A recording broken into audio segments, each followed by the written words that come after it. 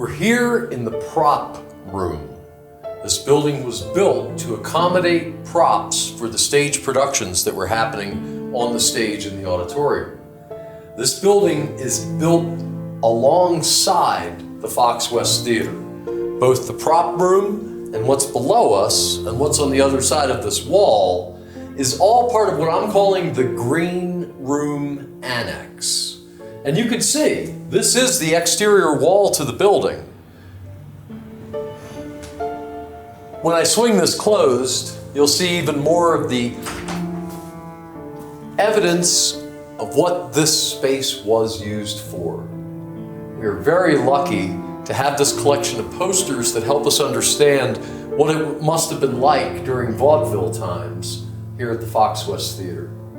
These posters are everywhere in this, what became a boiler room. They're down here, they're over here, and there's also painting and names of people on all of these walls.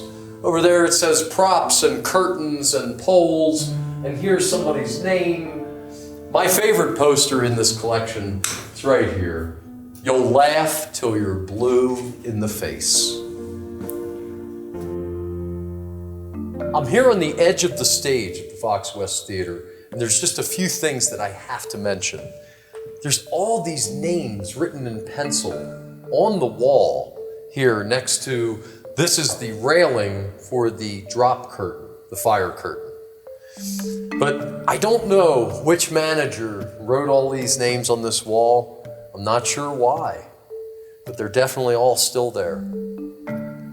This motor was installed likely in 1929 as part of the largest renovation that ever took place here.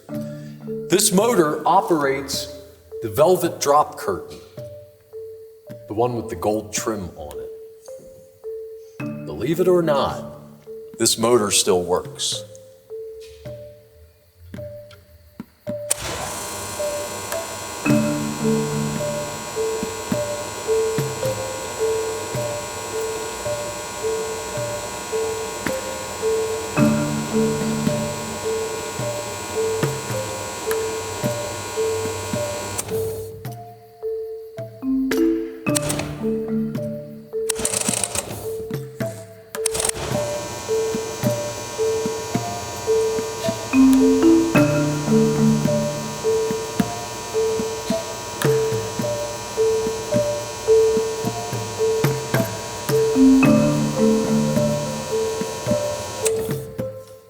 On the wall here on the side stage, you've got plenty of names and stage directions all written in pencil.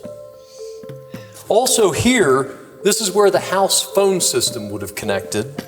There's connections for at least 3 different telephones, and there's a small note here, intra-office phone signals. 1 buzz, manager's office. 2, box office. 3, assistant manager's office. 4, projection room. 5, start the show, or if show is running, have intermission at end of feature.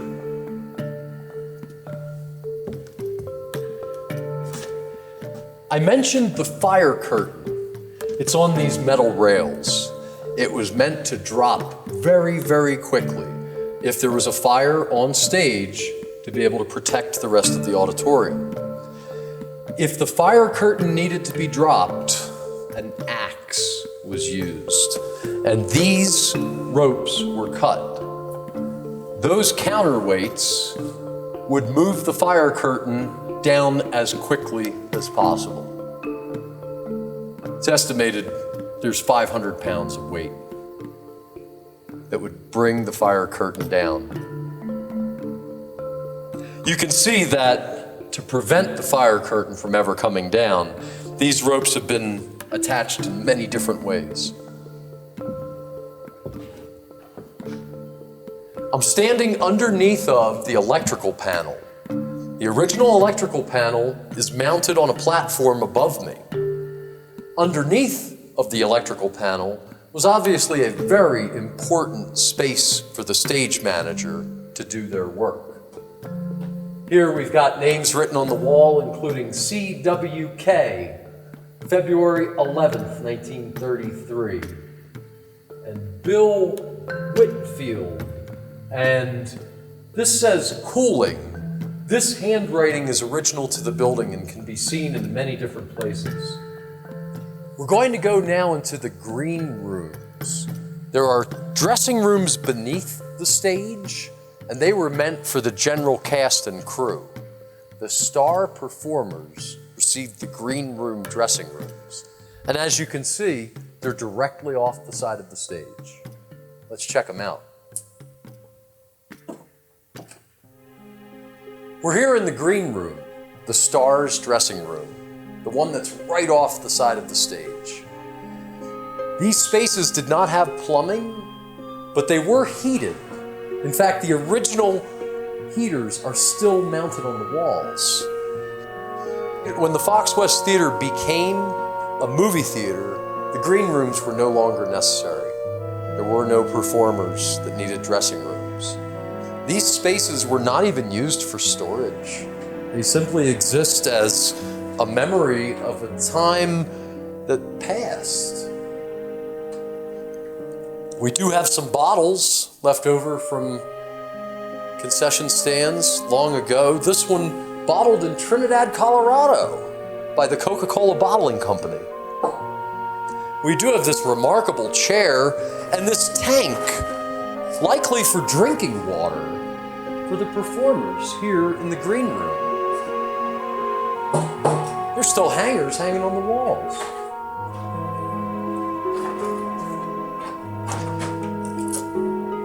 This mirror is probably original to the building and makes one wonder who looked in this before they went on stage. We're here in one of the green rooms that's beneath the main green room, in a space that has been so long neglected. It's incredible to me to think about the last time performers were here at the Fox West Theater. But what really strikes me is when people adapt spaces to make them work better. And this table is a great example of that. Not only did they cut a notch in this leg to be able to have it fit up around the wall, but they cut that leg in the back to be able to have it rest up on the kickboard. Again, these spaces have not been used for any reason. We're coming up on 100 years. We're here in the Green Room Annex, and we're in one of the most interesting spaces in the building, and one that I'm not totally understanding its purpose. On the other side of this door would have been an entrance to the prop room. What is that room that had the boilers in it? When those boilers were put in, they put a big sheet of drywall across what is this door entrance.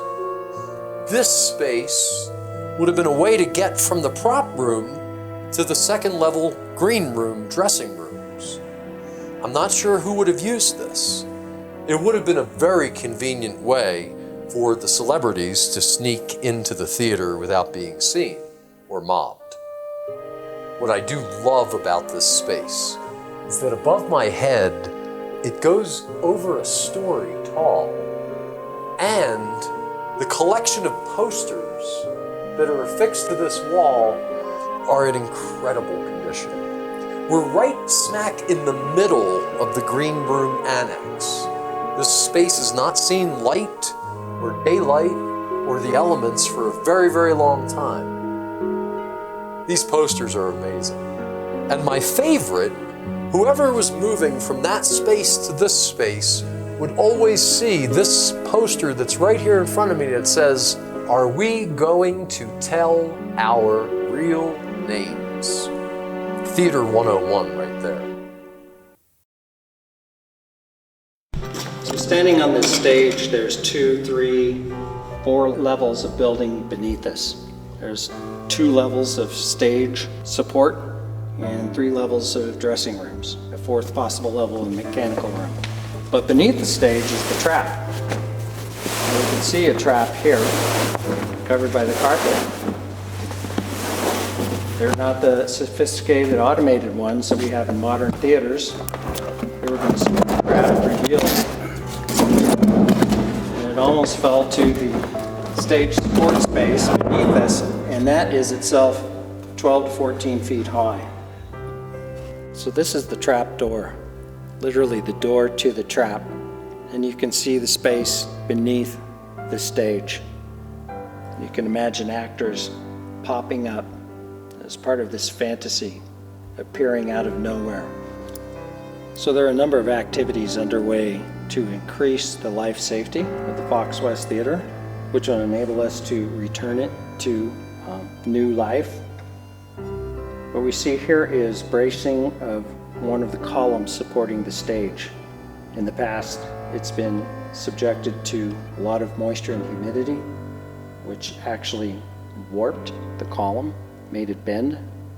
And so we've braced it with steel, preserving the original wood column, but with modern reinforcing, allowing it to return to service life.